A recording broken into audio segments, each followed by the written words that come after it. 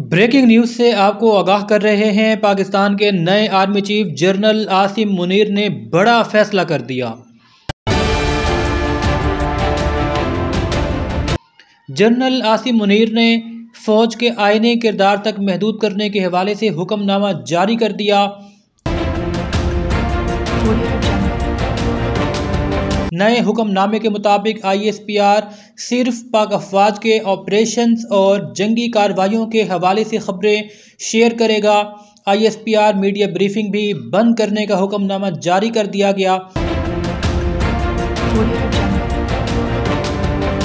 नए हुक्मनामे के मुताबिक तकर्री और तबादले पाक फौज का अंदरूनी मामला जिसे किसी सूरत मीडिया से शेयर नहीं किया जाएगा। आपको एक मरतबा फिर अहम खबर से आगाह कर रहे हैं। पाक फौज के नए सिपह सलार ने आते ही बड़ा हुक्मनामा जारी कर दिया है। नए हुक्मनामे के मुताबिक पाकिस्तानी अफवाज आईने किरदार तक महदूद रहेंगी।